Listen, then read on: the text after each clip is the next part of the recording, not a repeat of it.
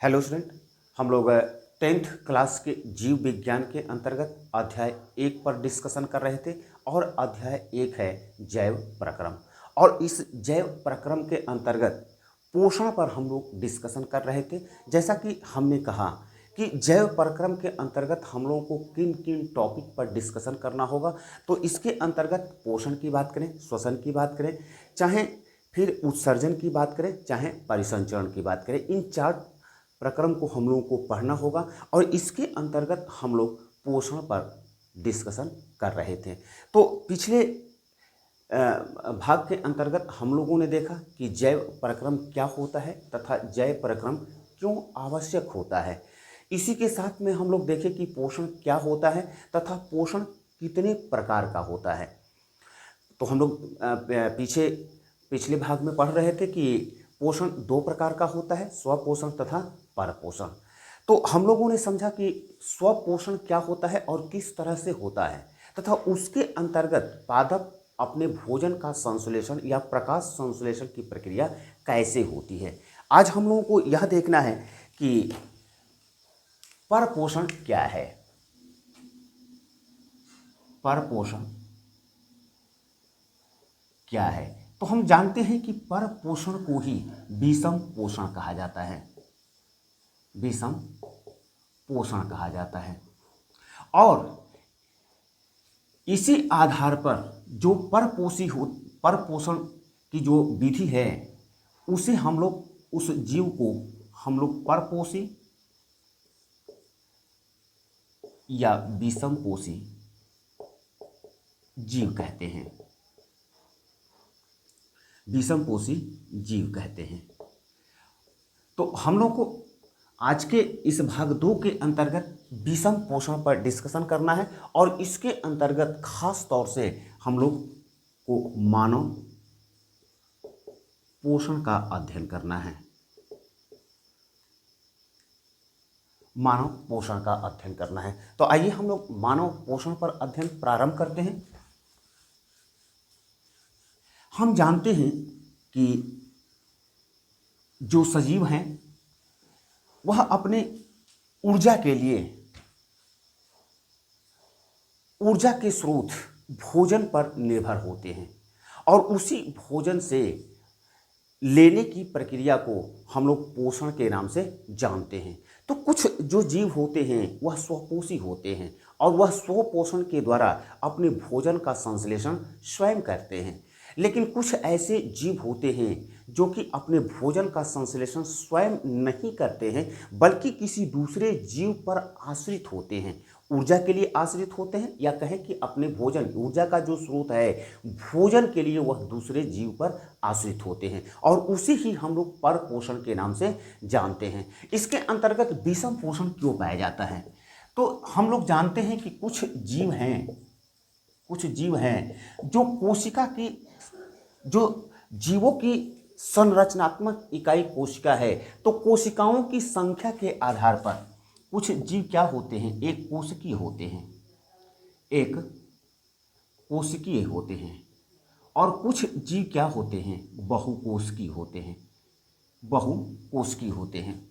तो एक कोशिकीय के अंतर्गत जो पोषण की विधि होगी वह दूसरे प्रकार की होगी तथा बहुकोशिकीयों के अंतर्गत जो पोषण की विधि होगी वह दूसरे प्रकार की होगी और इसीलिए इसे हम लोग क्या कहते हैं, विषम पोषण के नाम से जानते हैं। अब एक कोशिकीयों के अंतर्गत जो पोषण होगा वह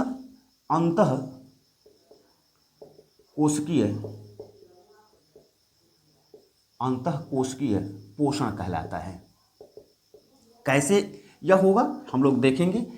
और जो बहुकोशिकीय होते हैं उनके अंतर्गत जो पोषण होता है उसे हम लोग बाह्य कोशिकीय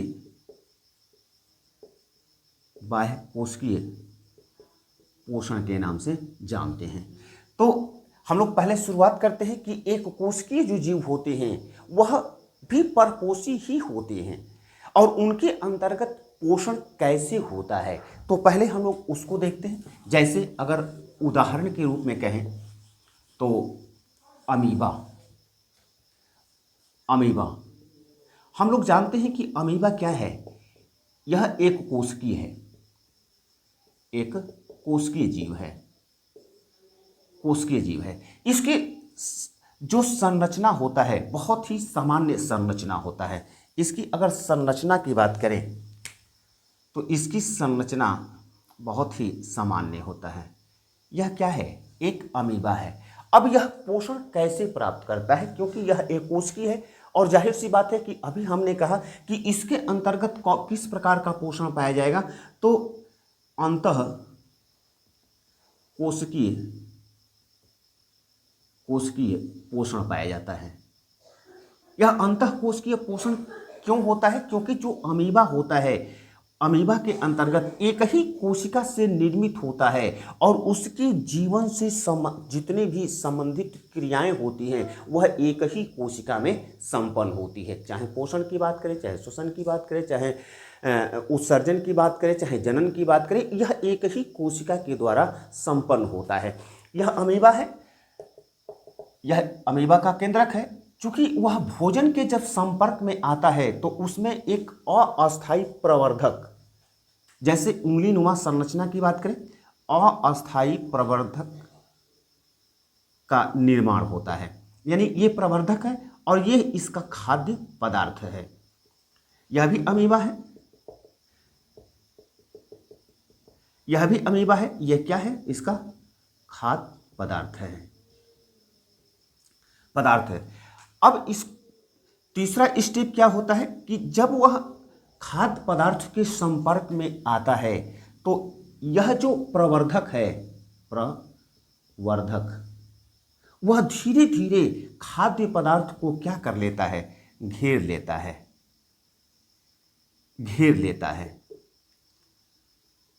खाद्य पदार्थ को,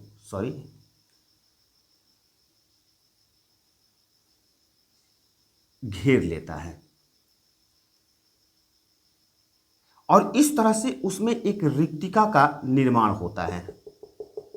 इसमें एक रिक्तिका का निर्माण होता है और यह रिक्तिका क्या करती है? यह रिक्तिका का निर्माण होता है, और रिक्तिका से जो एंजाइम्स निकलते हैं उस खाद्य पदार्थों के अंतर्गत जो पोषण होता है, जो न्यूट्रिशन होता है, उसको क्या कर लेता है? अवशोषण कर लेता है और इस तरह से अवशोषित भोजन उत्सर्जन के माध्यम से वह बाहर की तरफ निकल जाता है। यह चौथा स्टेप है और अमीबा के अंतर्गत जो पोषण होता है इसी प्रकार से पोषण होता है, क्योंकि यह क्या है? एक कोशिकीय जीव है। और यह देखिए कि इसके अंतर्गत एक ही कोशिका है और एक ही कोशिका के अंतर्गत वह क्या करता है? वह अपने भोजन का ग्रहण करता है, यानी कि खाद्य पदार्थों को लेता है। उसके बाद क्या होता है कि जो अस्थायी प्रवर्धक है वह खाद्य को पदार्थ को घेरे हुए है, यानी यहाँ पर घेरे हुए हैं और इसका यहाँ पर एक रिक्तिका का निर्माण होता है और यह रिक्तिका से निकलने वाले रिक्तिका रस भोजन का पाचन करता है और पाचन करने के बाद वह अवशोषण होकर के जो बचा हुआ शेष अपशिष्ट पदार्थ है वह क्या होता है? उसी सेल के माध्यम से बाहर निकल जाता है। और यही कारण है कि अमीबा के अंतर्गत क्या होता है? अंतःकोशिकीय पाचन होता है। ठीक इसी प्रकार से अगर हम बात करें, यह अमीबा के अंतर्गत पोषण है, अमीबा के अंतर्गत पोषण है। ठीक इसी प्रकार से एक कोशिकीय जीव एक और होता है, एक कोशिकीय जीव, जैसे पैरामीशियम की बात किया जाए,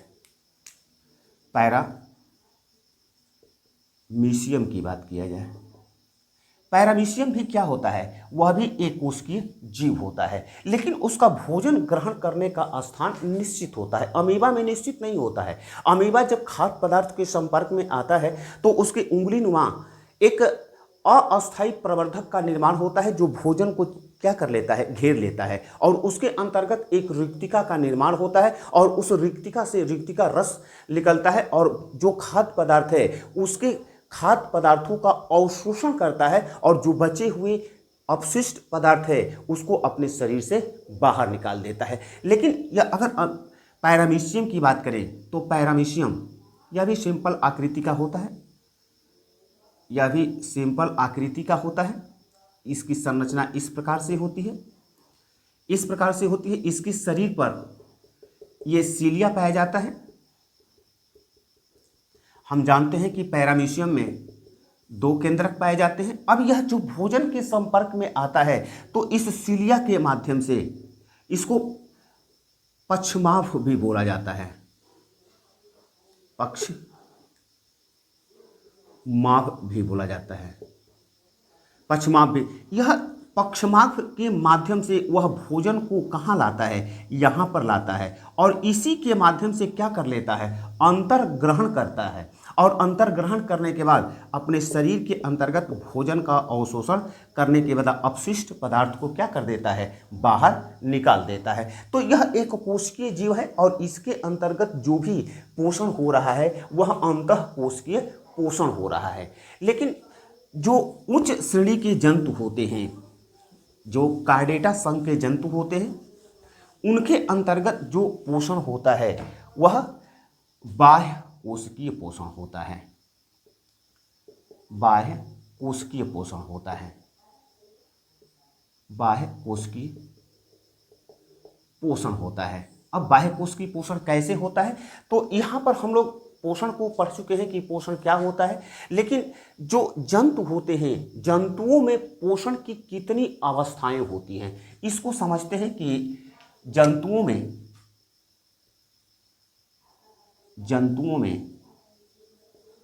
पोषण की अवस्था कितनी अवस्थाएं होती हैं, कितनी अवस्थाएं होती हैं।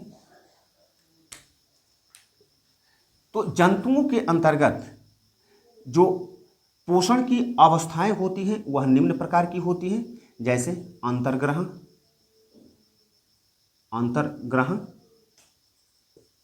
उसके बाद होता है पाचन, तीसरा होता है अवशोषण, चौथा होता है स्वांगीकरण, तथा 5वां होता है उत्सर्जन।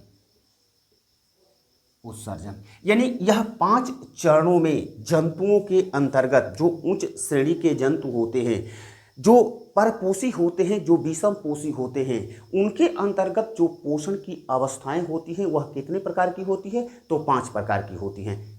नाम याद कीजिएगा, अंतर्ग्रहण, पाचन, अवशोषण, स्वांगीकरण तथा उत्सर्जन। कभी कभी देखेंगे तो आपको स्वांगीकरण तथा अवशोषण के अंतर्गत अंतर पूछा जाता है, शॉर्ट क्वेश्चन में पूछा जाता है, तो इसको ध्यान रखिएगा। यहाँ से बहुविकल्पी के प्रश्न, तमाम तरह के बहुविकल्पी के प्रश्न बनते हैं, चाहे कंपटीशन की बात करें, चाहे हाई स्कूल के बोर्ड के एग्जाम की बात करें, इसके अंतर्गत बहुत से बहुविकल्पी के भी प्रश्न बनते हैं। तो अंतर्ग्रहण के अंतर्गत क्या आता है, जो जंतु होते हैं, जो ऊर्जा का स्रोत भोजन है, वह भोजन को क्या करते हैं, मुख में रख करके चबाते हैं, और चबा करके क्या कर जाते हैं, निगल जाते हैं। उसी को हम लोग क्या कहते हैं, अंतर्ग्रहण के नाम से जानते हैं। पाचन क्या है, इसको समझते हैं कि पाचन क्या है। तो पाचन को समझने के लिए यह जान लीजिए कि जो जैव अणु होता है, यह आगे की क्लास में जाएंगे तो आपको जैव अणु पढ़ने को मिलेगा। और जैव अणु 2 प्रकार के होते हैं, एक होता है बृहत जैव अणु और एक होता है सूक्ष्म जैव अणु। अगर हम बृहद जैव अणु की बात करें तो बृहद जैव अणु जैसे कार्बोहाइड्रेट,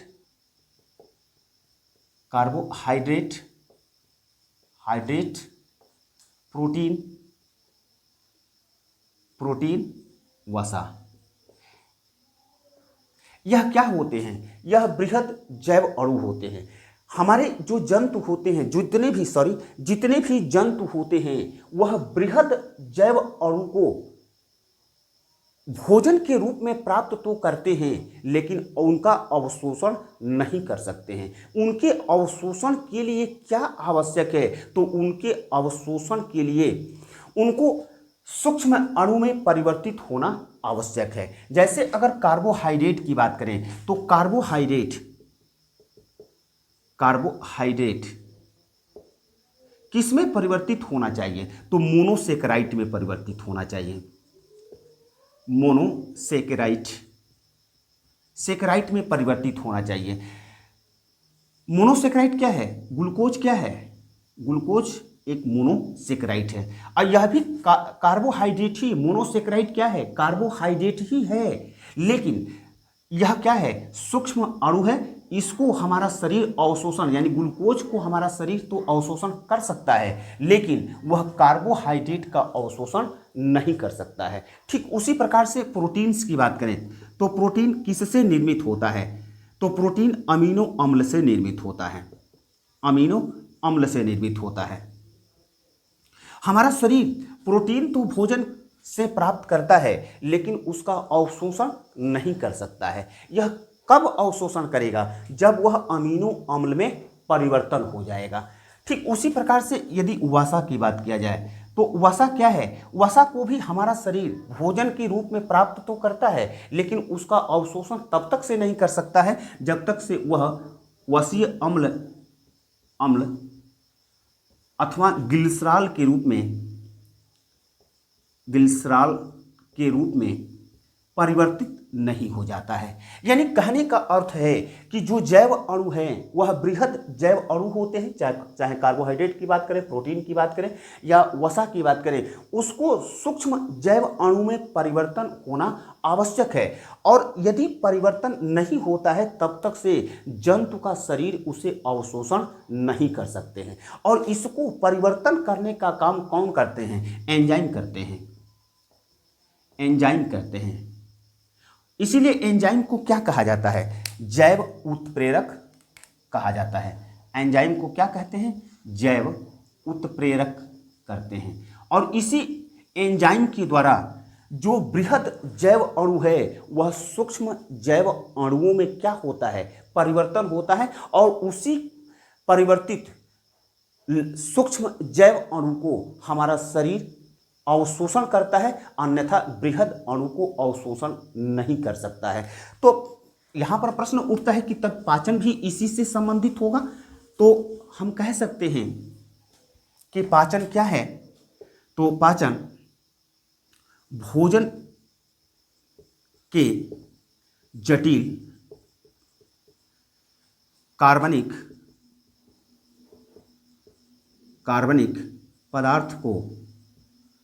पदार्थ को अवशोषण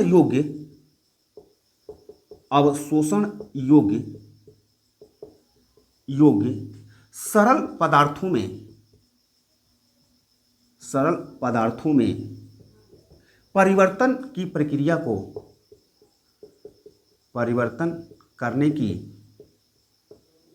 प्रक्रिया को पाचन कहा जाता है। पाचन कहा जाता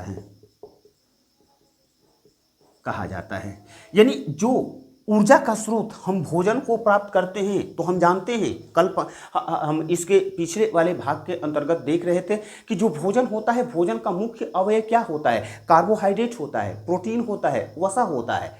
तो हमारा शरीर उसको कब ले सकता है? तो जो कार्बोहाइड्रेट है, प्रोटीन है, वसा है, वह बृहद अणु है और उसको हमारा शरीर अवशोषण नहीं कर सकता है। वह अवशोषण कब करेगा? जब वह सूक्ष्म जैव अणु में परिवर्तित हो जाएगा, तभी हमारा शरीर अवशोषण कर सकता है, अन्यथा अवशोषण नहीं कर सकता है। जैसे अगर कार्बोहाइड्रेट की बात करें तो वह मोनोसेकेराइड में परिवर्तित होना चाहिए, प्रोटीन्स की बात करें तो वह अमीनो अम्ल में परिवर्तित होना चाहिए। ठीक उसी प्रकार से वसा की बात करें तो वसीय अम्ल या ग्लिसरॉल में परिवर्तित होगा, तभी हमारा शरीर अवशोषण कर सकता है। और पाचन की प्रक्रिया क्या होता है कि जो भोजन के जटिल कार्बनिक पदार्थ होते हैं, हमने कहा था ना कि पृथ्वी पर जीवन किस पर आधारित है? तो कार्बन आधारित अणुओं पर निर्भर हैं।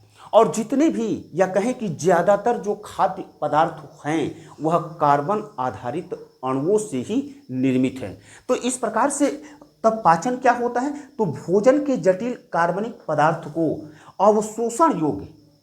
अभी हमने कहा कि कार्बोहाइड्रेट का हम अवशोषण नहीं कर सकते हैं। क्यों नहीं कर सकते हैं? क्योंकि यह बृहद जैव अणु है और बृहद जैव अणु जब तक से वह टूटेगा नहीं, सूक्ष्म जैव अणु में परिवर्तित नहीं होगा, तब तक से हमारा शरीर अवशोषण नहीं कर सकता है। तो अवशोषण योग्य सरल पदार्थों में परिवर्तन करने की प्रक्रिया को ही हम लोग क्या कहते हैं? पाचन के नाम से जानते हैं। जैसे अगर हम शर्करा की बात करें तो शर्करा किससे बना है? तो यह ग्लूकोज तथा फ्रैक्टोज से बना है। फ्रैक्टोज से बना है। अब शर्करा तो हम कार्बोहाइड्रेट के रूप में यदि हम शर्करा को लेते हैं तो हमारा शरीर अवशोषण नहीं कर सकता है। कब अवशोषण करेगा? जब यह ग्लूकोज के रूप में परिवर्तित हो जाएगा, तभी वह ऊर्जा के रूप में उसे इस्तेमाल कर सकता है। और इसको परिवर्तन करने का काम कौन करता है? तो जैव उत्प्रेरक करते हैं। किस क्रिया के दौरान करते हैं? तो पाचन की प्रक्रिया के दौरान करते हैं। और उत्प्रेरक को ही हम लोग क्या कहते हैं? एंजाइम कहते हैं। उत्प्रेरक को ही हम लोग एंजाइम कहते हैं। तो इस प्रकार से पाचन स्पष्ट है कि पाचन क्या होता है। तो भोजन के जटिल कार्बनिक पदार्थ को अवशोषण योग्य सरल पदार्थों में परिवर्तन करने की प्रक्रिया को ही हम लोग क्या कहते हैं? पाचन कहते हैं। आगे बढ़ते हैं कि अवशोषण क्या है।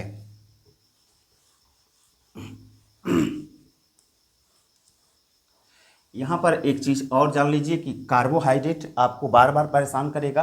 तो कार्बोहाइड्रेट के विषय में जान लेते हैं कि कार्बोहाइड्रेट क्या होता है। वह 3 प्रकार का होता है। मोनोसेकेराइड,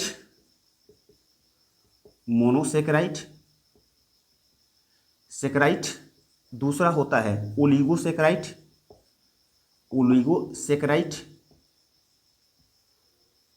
सेकेराइड, तथा तीसरा होता है पॉलीसेकेराइड। ये चूंकि यह उच्च क्लासों में पढ़ाया जाता है, लेकिन इसके अंतर्गत यह बार बार ट्रबल करेगा क्योंकि हमें इसकी कार्बोहाइड्रेट की पाचन की आवश्यकता है। तो यह मोनोसेकेराइड क्या है? ग्लूकोज है। ग्लूकोज क्या है? मोनोसेकेराइड है। लेकिन ओलिगोसेकेराइड की यदि बात करें तो यहां पर इतना ही जान लीजिए, जैसे शर्करा क्या है? शर्करा मोनोसेकेराइड है। फ्रक्टोज क्या है? वह मोनोसेकेराइड है। उसी तरह से अगर पॉलीसेकेराइड की बात करें तो पॉलीसेकेराइड जैसे सेल्यूलोज क्या है? यह पॉलीसेकेराइड है। यानी यह सूक्ष्म अणु है, उससे थोड़ा सा बड़ा अणु क्या है? ओलिगोसेकेराइड है। आप यह समझाने के दृष्टिकोण से बोल रहे हैं। और उससे बृहद अणु क्या है? पॉलीसेकेराइड है। तो कार्बोहाइड्रेट के विषय में जान लीजिए कि कार्बोहाइड्रेट कितने प्रकार का होते हैं? 3 प्रकार का होते हैं। Monosaccharide, oligosaccharide, polysaccharide. अगर मोनोसेकेराइड की बात करें तो वह क्या है? वह सूक्ष्म जैव अणु है, जैसे ग्लूकोज की बात करें। और हमारा शरीर तभी अवशोषण कर सकता है जब यह मोनोसेकेराइड के रूप में परिवर्तित हो जाए। तो अब क्या हो रहा है कि अवशोषण हम लोगों को देखना है। तो यहां पर देखिए कि जब हमारे भोजन के जो कार्बन आधारित अणुओं से निर्मित हैं वह किस रूप में होते हैं? तो किस फॉर्म में होते हैं? तो बृहद जैव अणु के रूप में होते हैं। जब वह सूक्ष्म जैव अणु के रूप में परिवर्तित हो जाता है, किसके द्वारा? तो जैव उत्प्रेरक के द्वारा, यानी एंजाइम्स के द्वारा। तो हमारे जो क्षुद्रांत होता है, जिसको हम लोग छोटी आंत कहते हैं, तो छोटी आंत में उसका क्या होता है? अवशोषण होता है। और उसे ही हम लोग क्या कहते हैं? अवशोषण के नाम से जानते हैं। अवशोषण का काम कौन करता है? रक्त तथा लसिका अवशोषित भोजन को कोशिकाओं तक पहुंचाने का काम करती हैं। तो अवशोषण क्या हो गया?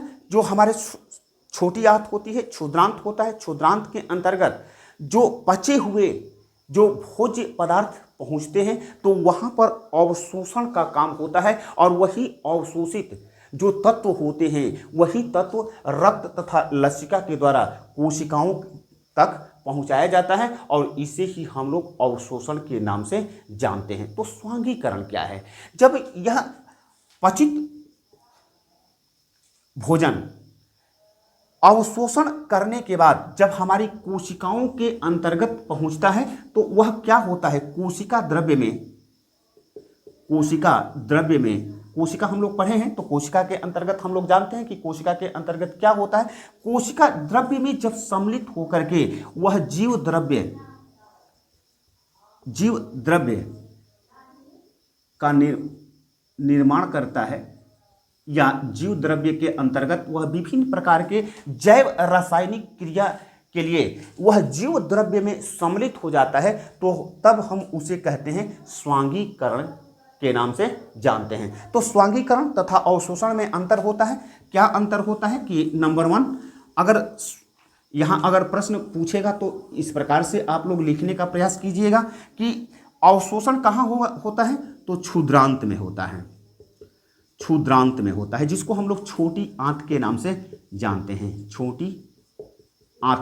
जानते हैं, जबकि जो स्वांगीकरण कहाँ होता है, तो स्वांगीकरण कोशिका के अंतर्गत होता है, ये नंबर 1 अंतर है।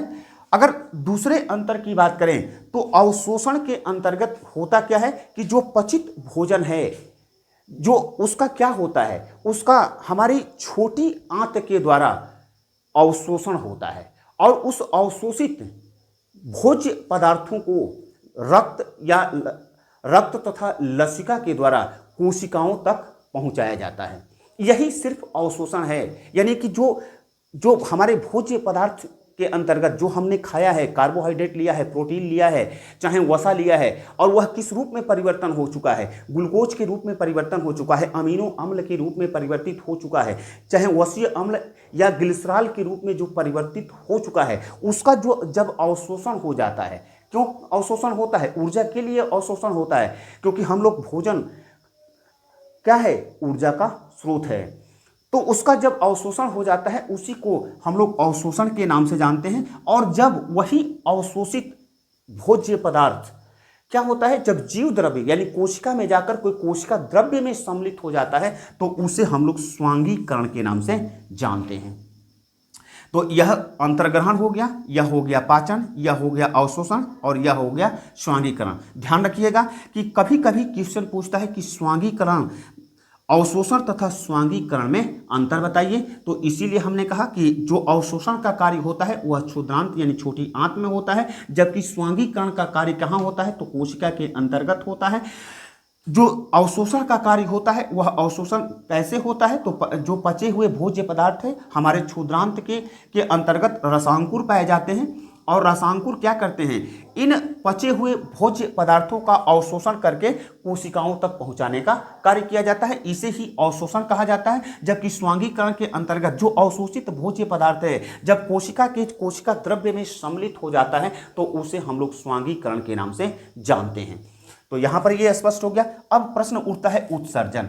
हम जानते हैं कि जो हम भोज्य पदार्थ को ग्रहण कर रहे हैं उसको जैव उत्प्रेरक यानी एंजाइम्स क्या कर रहे हैं, उसको अवशोषण योग्य भोज्य पदार्थों में परिवर्तित कर रहे हैं, यानी पाचन कर रहे हैं, और उसका अवशोषण हो रहा है हमारी कोशिकाओं के द्रव्य में जाकर के उसका स्वांगीकरण हो रहा है। तो स्वांगीकरण के बाद विभिन्न प्रकार की गैसों या कहें कि विभिन्न प्रकार के जो हानिकारक तत्व होते हैं जो हमारे शरीर के लिए किसी भी प्रकार की आवश्यकता नहीं होता है, जैसे अगर भोज्य पदार्थ की बात करें तो भोज्य पदार्थों में हम जो भोजन करते हैं उसका जो अवशोषण योग्य वस्तु है, पाचन योग्य जो पदार्थ है, उसका पाचन होने के बाद जो शेष अपशिष्ट रहता है उसको क्या करते हैं, बहिर्वेक्षण की आवश्यकता होती है, उसको शरीर से बाहर निकालने की आवश्यकता होती है। और यही कारण है कि हमें किस चीज़ की आवश्यकता होती है, उत्सर्जन। और उत्सर्जन क्या है, इस पोषण की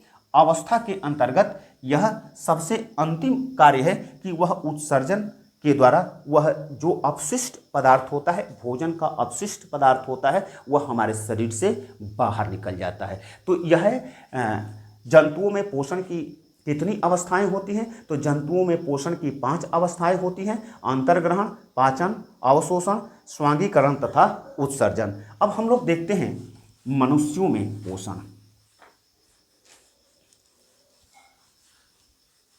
ध्यान रखिएगा कि मनुष्यों में पोषण की अगर बात करें, मानवों में पोषण की बात करें, तो कभी कभी क्या करता है कि मानवों में पोषण का डायग्राम पूछता है, या कहता है कि सचित्र वर्णन कीजिए, या फिर कहता है कि मानव में पोषण का एक चित्र बनाइए। तो यह दोनों ही प्रकार से यहाँ पर क्वेश्चन पूछा जाता है, इस बात को ध्यान रखिएगा। और इसके अंतर्गत बहुत से ऐसे जो बहुविकल्पी के प्रश्न हैं उसका उत्तर भी आपको प्राप्त होता है। तो मानवों में पोषण कहाँ से प्रारंभ होगा? मानवों में पोषण, तो इसको हम चित्र के द्वारा समझने का प्रयास करते हैं। देखिए चित्र आप लोग भी बनाने सीखिए, हम भी बनाने की कोशिश करते हैं।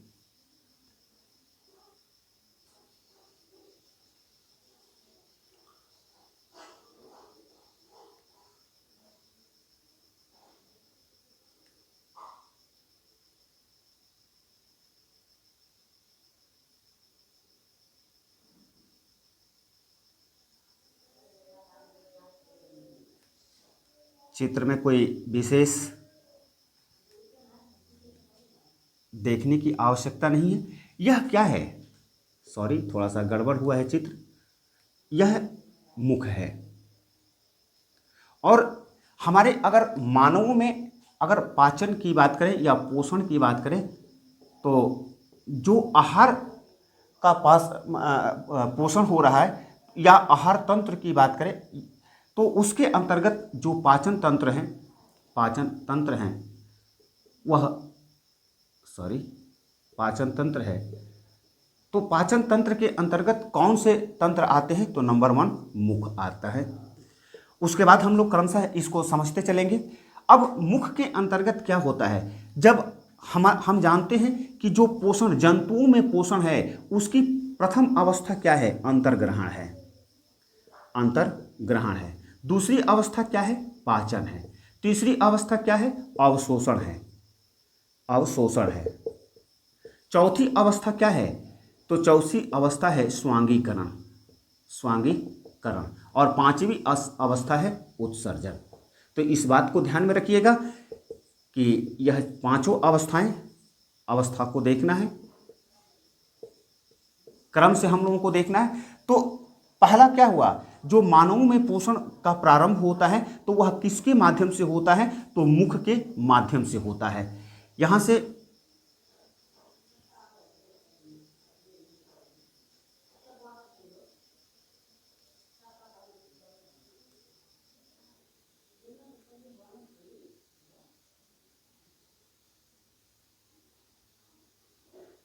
यह आप लोग भी बनाने की कोशिश कीजिएगा, सिंपल तरीके से बनाने की कोशिश कीजिएगा।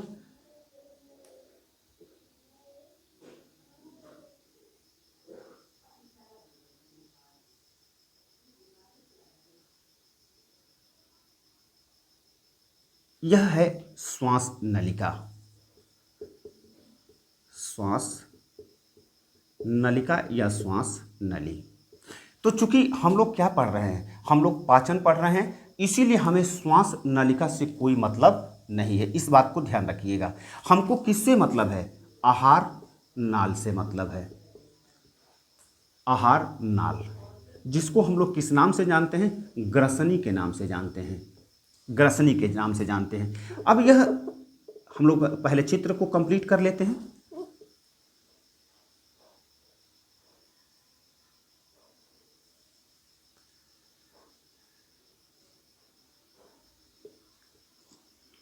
चित्र को कंप्लीट कर लेते हैं।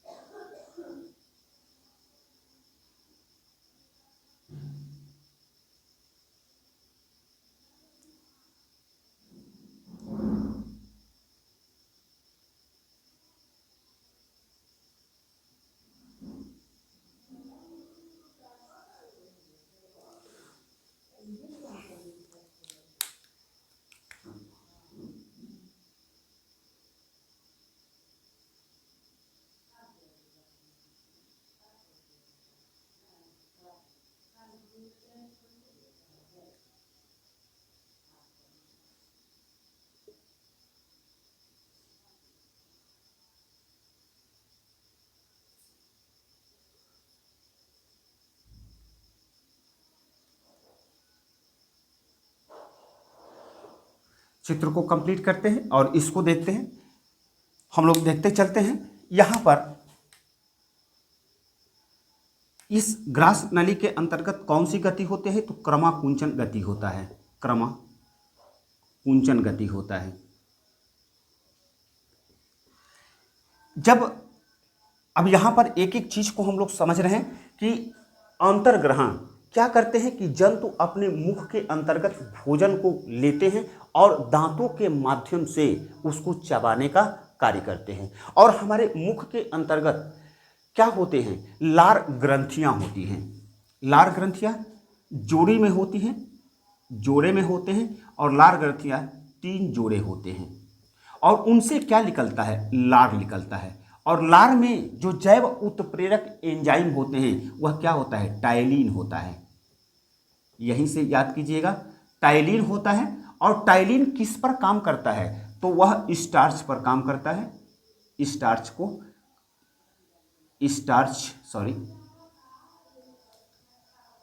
स्टार्च का पाचन करता है। और स्टार्च को वह किस रूप में परिवर्तित करता है? तो सरल शर्करा के रूप में परिवर्तित करने का कार्य करता है। यानी कि मनुष्यों के अंतर्गत जो पाचन का कार्य होता है वह पाचन का कार्य मुख से ही प्रारंभ हो जाता है। और इसके अंतर्गत यानी कि भोजन चबाने के बाद वह भोजन क्या हो जाता है? निगलने योग्य लिसलिसा पदार्थ में घुल मिल जाता है। और इसके माध्यम से यानी ग्रास नली के माध्यम से वह भोजन कहाँ आता है? ग्रास नली के माध्यम से वह भोजन हमारे आमाशय में आता है, हमारे आमाशय में आता है। ये आमाशय है। यद्यपि आहार नाल यानी ग्रसनी के अंतर्गत पाचन का कोई भी कार्य नहीं होता है। देखिए, इसको स्टेप टू स्टेप समझेंगे और अपने स्वयं के शरीर के ऊपर फील करेंगे तो यह याद करना आसान हो जाएगा, समझना आसान हो जाएगा। यानी हमने क्या किया? मुख में भोजन लिया, उसको चबाया, और चबाने के बाद जो हमारी लार ग्रंथियां होती हैं उसमें लार का स्राव करती हैं। लार में एक एंजाइम पाया जाता है जिसका नाम क्या है? टाइलिन है। और टाइलिन क्या काम करता है? तो वह टाइलिन स्टार्च को शर्करा में तोड़ने का काम करता है, क्योंकि वह इस टाइलिन क्या होता है? एक जैव उत्प्रेरक तत्व होता है, एंजाइम होता है।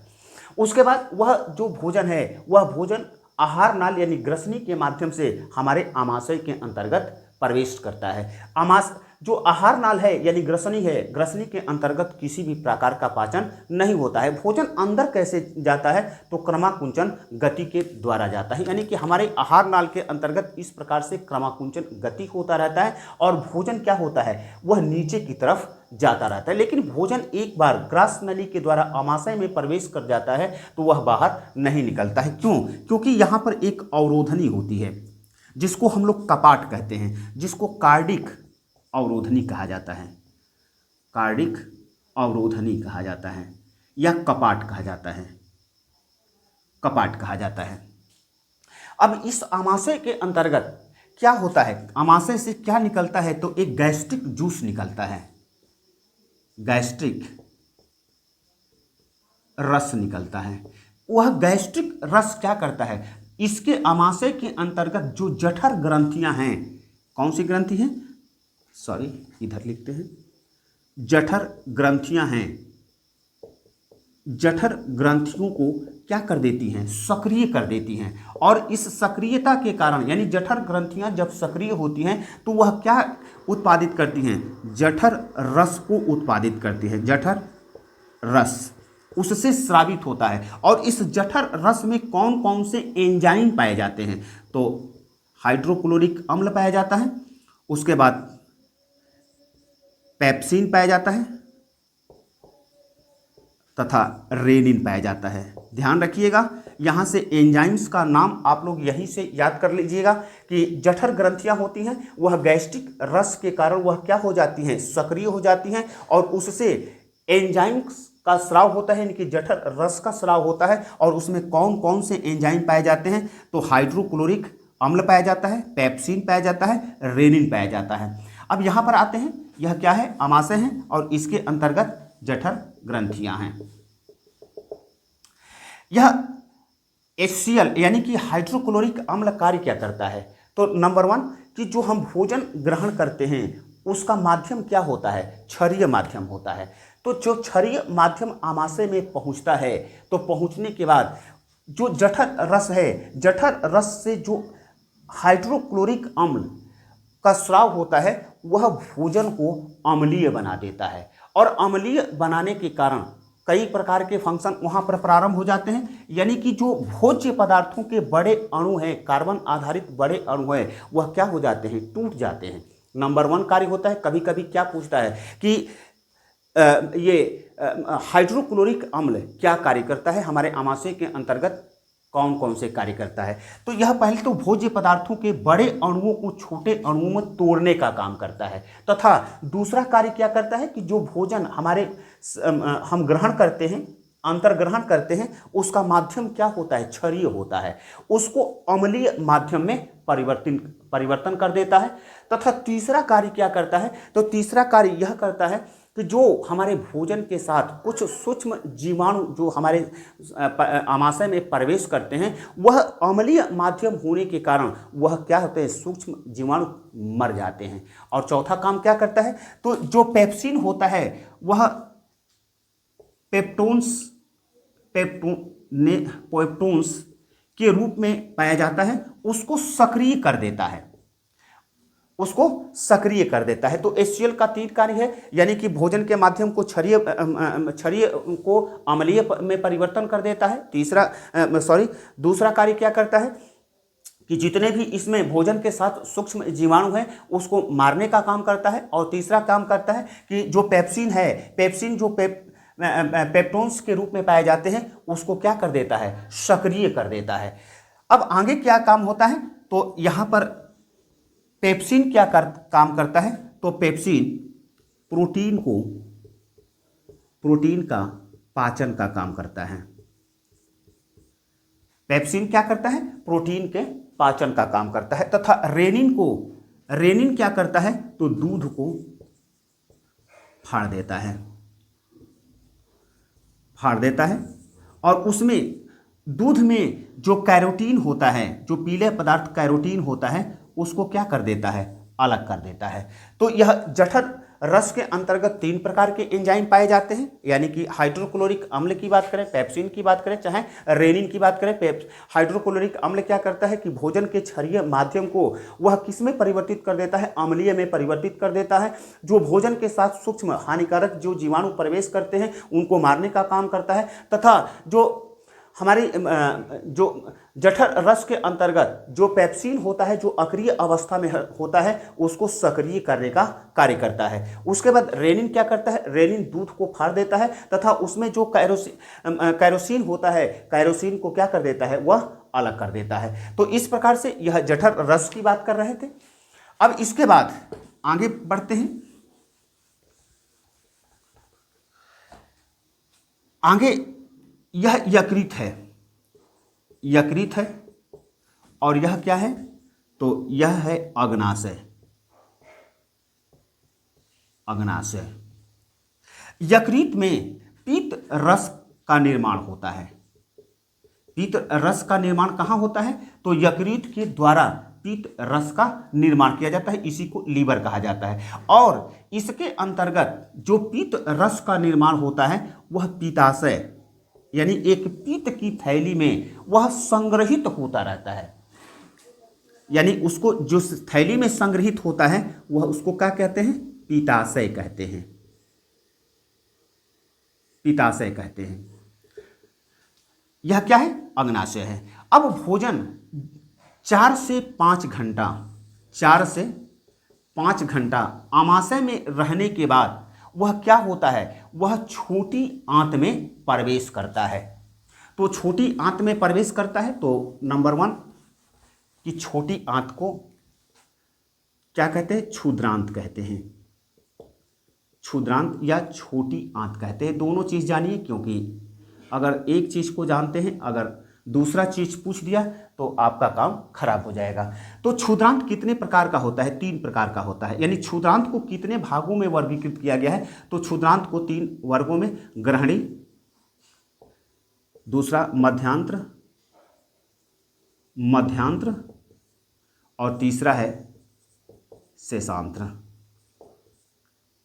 शेषांत्र, ये 3 भागों में वर्गीकृत किया गया। अगर छोटी आंत के विषय में कहा जाए तो छोटी आंत 2.5 सेंटीमीटर चौड़ी होती है तथा 7 मीटर लंबी होती है। देखिए, जो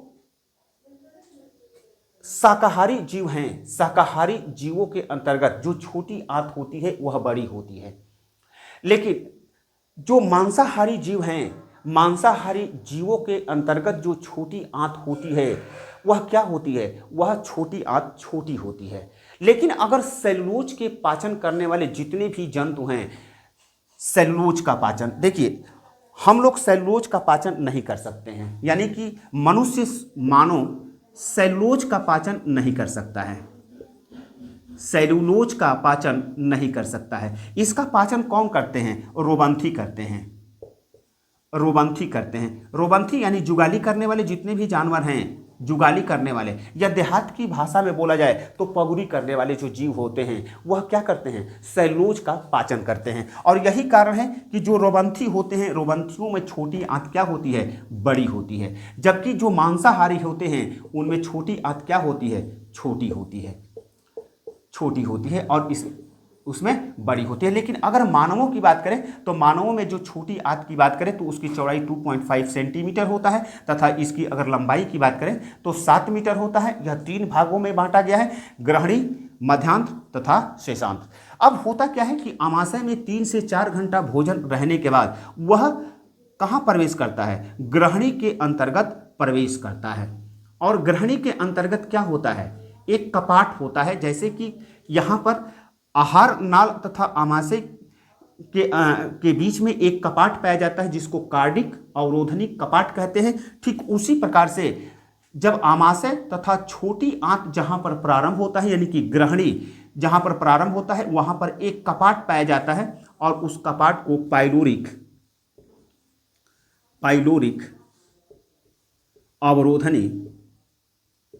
अवरोधनी या कपाट कहा जाता है, कपाट कहा जाता है। क्योंकि जब भोजन आहार नाल के माध्यम से आमाशय में प्रवेश करता है तो वह ऊपर की तरफ नहीं पहुंच पाता है, क्योंकि उसको कार्डिक अवरोधनी क्या करती है? उसको रोकने का काम करती है। ठीक उसी प्रकार से आमाशय से भोजन जब छोटी आंत क्षुद्रांत के अंतर्गत जब धीरे धीरे प्रवेश करने लगता है तो वहां पर एक कपाट होता है, उसके वह क्या करती है? जब छोटी आंत के भोजन को पुनः आमाशय में जाने से रोकने का काम करती है। अब ग्रहणी के अंतर्गत जब भोजन प्रवेश करता है तो वहां से, यानी कि यकृत के द्वारा जो पित्त का निर्माण हो रहा है, जो कि पित्ताशय के अंतर्गत संचित हो रहा था, वह पित्त नलिका के द्वारा, यह क्या है?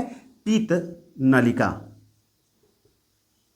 पित्त नलिका कहें या नली कहें, पित्त नली के द्वारा वह भोजन में क्या होता रहता है? मिलता रहता है। ठीक उसी प्रकार से यहाँ पर जो अग्नाशय होता है, अग्नाशय के द्वारा कौन सा रस? तो अग्नाशयी रस, अग्नाशयिक रस का स्राव होता है। अग्नाशयी रस में हम अभी चर्चा करेंगे कि अग्नाशयी रस में कौन कौन से एंजाइम पाए जाते हैं, और वह भी क्या होता है? वह अग्नाशय नलिका के माध्यम से ग्रहणी में मिलता रहता है। जब पित्त रस मिल जाता है तो जो भोजन का माध्यम क्षारीय से अम्लीय, यानी आमाशय में क्या हुआ?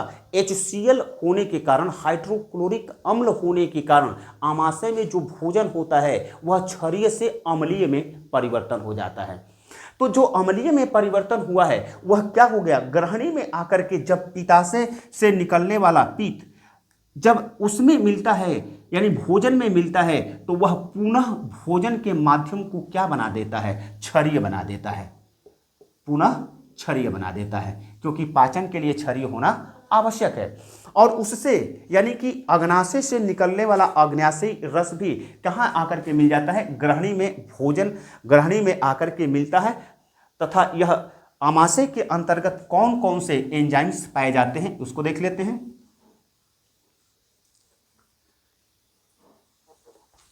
तो जो अमाशय अग्नाशय होता है उससे ट्रिप्सिन निकलता है, ट्रिप्सिन नंबर 1। नंबर 2 होता है लाइपेज तथा नंबर 3 की अगर बात करें तो एमाइलोप्सिन निकलता है। इसको एमाइथेज भी कहा जाता है। यह किस पर फंक्शन करता है? तो ट्रिप्सिन जो क्या होता है कि जब पित्ताशय से जब पित्त रस आता है तो जो ट्रिप्सिन होता है वह ट्रिप्सिनोज के रूप में, अक्रिय पदार्थ के रूप में वहां पर संचित होता है या अग्नाशय से निकलता है। वह क्या हो जाता है? सक्रिय हो जाता है। और यह सक्रिय होकर के यह क्या काम करता है? पेप्टोन्स, सॉरी देखना पड़ेगा, प्रोटीन्स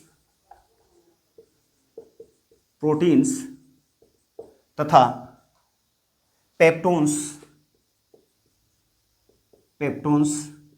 का पाचन का काम करता है। यानी इसको इस तरह से समझिए कि अग्नाशय से अग्नाशयी रस निकलता है, उसमें 3 प्रकार के एंजाइम्स पाए जाते हैं। ट्रिप्सिन पाया जाता है, लाइपेज पाया जाता है, एमाइलोप्सिन पाया जाता है, जिसको एमाइथेज भी कहा जाता है।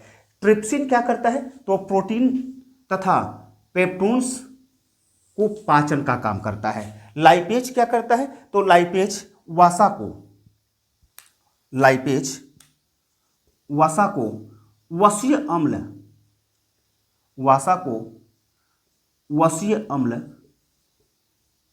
अम्ल तथा ग्लिसरॉल में परिवर्तन करने का काम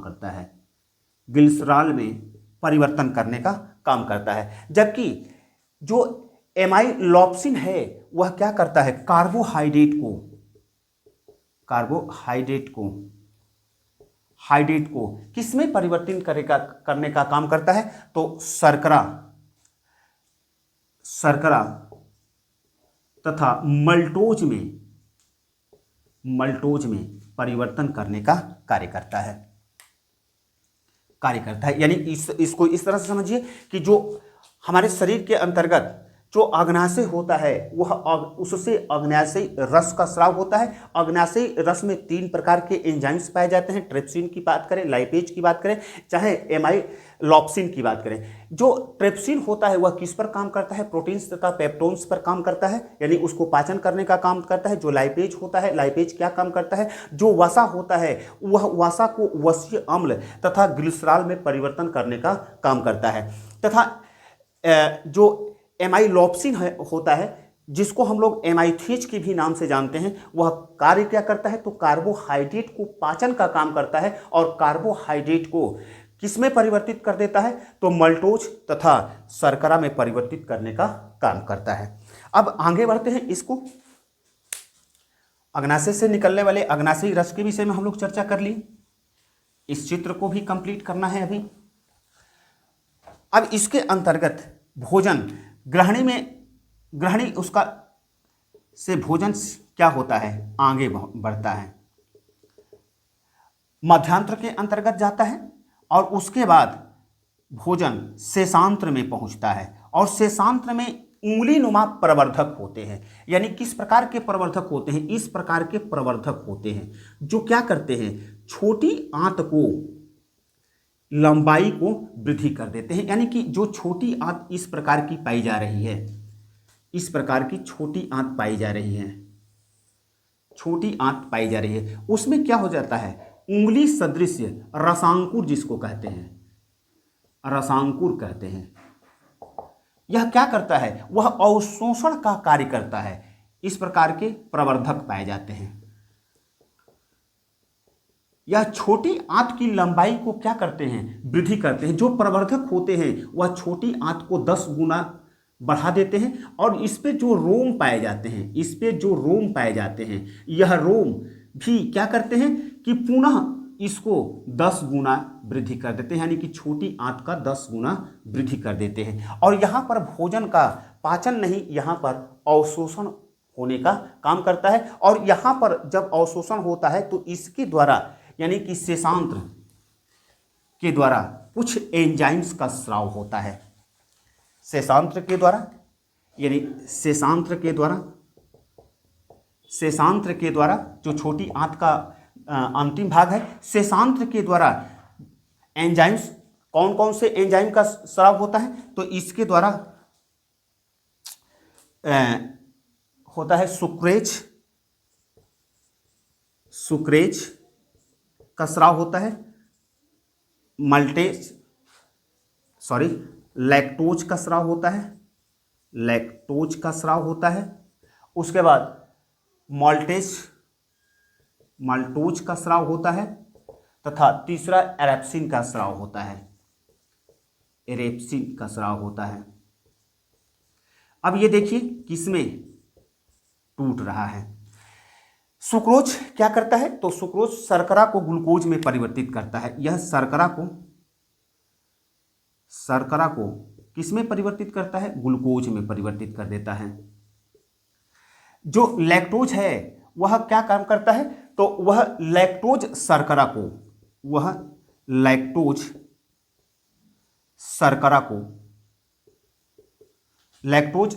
को वह किस में परिवर्तित कर देता है, ग्लूकोज में परिवर्तित कर देता है। उसी तरह से मल्टोज की बात करें तो यह क्या करता है, यह माल्टेज नाम है। मल्टोज शर्करा को किस में परिवर्तित कर देता है, ग्लूकोज में परिवर्तित कर देता है। तथा इरेप्सिन क्या काम करता है, तो प्रोटीन्स तथा अन्य पदार्थ को किस में परिवर्तित कर देता है, अमीनो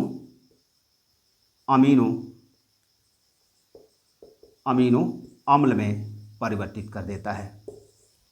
तो इसको इस तरह से समझिए कि जो शेषांत्र होता है, शेषांत्र में 4 प्रकार के एंजाइम्स निकलते हैं। सुक्रेज निकलता है, लैक्टोज निकलते हैं, मल्टेज निकलते हैं तथा एरेप्सिन निकलता है। सुक्रोज क्या करता है, तो सुक्रोज शर्करा को ग्लूकोज में परिवर्तित करता है। उसके बाद लैक्टोज की बात करें तो लैक्टोज क्या करता है, तो लैक्टोज शर्करा को ग्लूकोज में परिवर्तित करने का काम करता है। जो मल्टेज हैं, मल्टोज शर्करा को ग्लूकोज में परिवर्तित करने का काम करते हैं। और इरेप्सिन क्या काम करता है, प्रोटीन्स तथा अन्य पदार्थ को अमीनो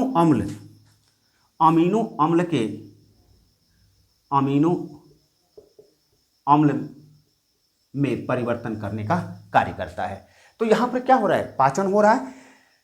हम अभी जो कार्बोहाइड्रेट की बात कर रहे थे या कह रहे थे कि जो अणु होते हैं, जो रासायनिक अणु होते हैं, वह रासायनिक अणु कितने प्रकार के होते हैं, 2 प्रकार के होते हैं, बृहद अणु तथा सूक्ष्म अणु। अब यहाँ पर देखिए, जब हम पाचन जब पढ़ रहे थे तो पाचन के अंतर्गत हम लोग क्या देख रहे थे कि जो भोजन के कार्बनिक पदार्थ अवशोषण योग्य सरल पदार्थों में परिवर्तन की प्रक्रिया को ही हम लोग क्या कह रहे थे, पाचन कह रहे थे। और यहाँ पर देखिए अंतिम उत्पाद क्या बन रहा है, शर्करा से ग्लूकोज का निर्माण हो रहा है, उसके बाद लैक्टोज शर्करा से ग्लूकोज का निर्माण हो रहा है, उसी तरह से मल्टोज शर्करा से भी ग्लूकोज का निर्माण हो रहा है, और प्रोटीन से अंतिम उत्पाद क्या बन रहा है, अमीनो अम्ल बन रहा है। और हम जानते हैं कि जो लाइपेज जो अग्नाशय रस से निकलता है, लाइपेज क्या कर रहा है, वसा को वसीय अम्ल तथा ग्लिसरॉल में परिवर्तित कर देता है। और हम लोग को सूक्ष्म अणु के रूप में क्या लेना था, जो कार्बोहाइड्रेट था, प्रोटीन था, जो वसा था, उसको हम लोग पाचन के द्वारा किसमें परिवर्तन करने की आवश्यकता थी, तो सरल रूप में सूक्ष्म रासायनिक अणु में परिवर्तन करने की आवश्यकता थी। यानी कि कार्बोहाइड्रेट को मोनोसेक्राइड यानी ग्लूकोज में परिवर्तन करने की आवश्यकता थी, प्रोटीन्स को अमीनो अम्ल में परिवर्तन करने की आवश्यकता थी, और वसा को वसीय अम्ल में परिवर्तन करने की आवश्यकता थी। अब यहाँ पर क्या हो रहा है, यहाँ पर सारी चीज़ें परिवर्तित हो चुकी हैं, यानी कि यहाँ पर पाचन पूर्ण हो चुका है। इसीलिए छोटी आंत में पाचन क्या हो जाता है, पूर्ण हो जाता है। उसके बाद क्या होता है, तो भोजन छोटी आंत से बड़ी आंत की तरफ बढ़ता है।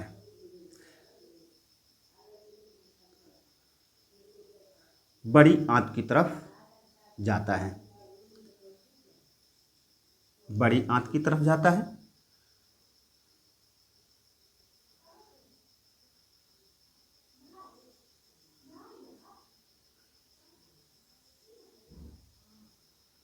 बड़ी आंत। और बड़ी आंत भी कितने प्रकार की होती है? तो बड़ी आंत भी 2 प्रकार की होती है। बड़ी आंत, चूंकि इसमें पाचन का कार्य तो छोटी आंत में पूर्ण हो जाता है, तो बड़ी आंत जिसको बृहदांत्र कहते हैं, बृहदांत या बड़ी आंत कहा जाता है। अब बड़ी आंत भी कितने प्रकार की होती है? इसको भी 3 भागों में वर्गीकृत किया गया है। अंधनाल, अंधनाल दूसरा हो गया, अंधनाल के बाद होता है बृहदांत, बृहदांत्र, तथा तीसरा होता है मलाशय, मलाशय। अब यह क्या है? यह मलाशय है, मलाशय है। यह क्या है? यहां से यहां तक की जो चीजें होती हैं उसे अंधनाल कहा जाता है, अंधनाल कहा जाता है। और शेष जो भाग है उसको हम लोग बृहदांत के नाम से जानते हैं। छोटी आंत से भोजन क्या होता है? बड़ी आंत यानी अंधनाल में प्रवेश करता है, और यहाँ पर अंधनाल के पास और जो शेषांत्र होता है उसको भी एक कपाट पाया जाता है। यहाँ पर भी एक कपाट या अवरोध पाया जाता है, जिसको किस नाम से जाना जाता है? तो शेषांत्र, शेषांत्र अंधनाल, अंधनाल अवरोधनी कहा जाता है, अवरोधनी कहा जाता है। वैसे इसको अन्य नाम है इलियोसिकल, इसको अन्य नाम से इलियोसिकल वाल्व भी कहते हैं, वाल्व, इलियोसिकल वाल्व कहते हैं। यह क्या कार्य करता है कि जब छोटी आंत यानी कि शेषांत्र से जो भोजन अंधनाल की तरफ प्रवेश करता है, तो अंधनाल से भोजन पुनः छोटी आंत में जाने से रोकने का काम करता है, यानी अवरोध का काम करता है। इसीलिए इसे शेषांत्र अंधनाल अवरोधनी के नाम से जाना जाता है, या इसको इलियोसिकल वाल्व्स के नाम से जाना जाता है। यहाँ पर यानी कि बड़ी आंत में क्या होता है? जल का अवशोषण होता है, जल का अवशोषण होता है, जल का अवशोषण होता है। और उसके बाद जो अवशोषित होने के बाद यानी कि जो भोज्य पदार्थों का जो पोषक तत्व हैं उसके अवशोषण होने के बाद जो अपशिष्ट पदार्थ होता है वह कहाँ आता है? तो मलाशय में आकर के संग्रहित होता है, और यह है गुदा द्वार, गुदा द्वार, और वह गुदा द्वार के द्वारा बाहर निकल जाता है। और इस तरह से क्या होता है? पाचन का कार्य पूर्ण हो जाता है। तो इस पाचन के अंतर्गत हम लोग कौन कौन से पार्ट्स को देख रहे थे? तो पाचन के अंतर्गत मुख होता है, आहारनाल होता है, आमाशय होता है, उसके बाद यकृत से निकलने वाला यकृत रस होता है, अग्नाशय होता है, छोटी आंत होती है, बड़ी आंत होती है, और उसके बाद मलाशय यानी कि मल द्वार होता है। और इस तरह से मानवों के अंतर्गत पाचन होता है। ध्यान रखिएगा कि मानव पाचन तंत्र के चित्र बनाने के लिए, सचित्र वर्णन करने के लिए भी कभी कभी पूछता है, और कभी कभी यह भी पूछता है कि मानव पाचन का एक चित्र बनाइए। तो यह मानव पाचन का चित्र है, इसको बनाने का प्रयास कीजिएगा। और इसके अंतर्गत चाहे जठर रस से कौन से एंजाइम्स निकलते हैं, चाहे अग्नाशयी रस से कौन से एंजाइम्स निकलते हैं, लार से कौन से एंजाइम्स निकलते हैं, तथा शेषांत्र से कौन से एंजाइम्स निकलते हैं, और वह क्या फंक्शन करते हैं, वह किसको पाचन करने का काम करते हैं, इसको भी याद करने का प्रयास कीजिएगा। Thank you.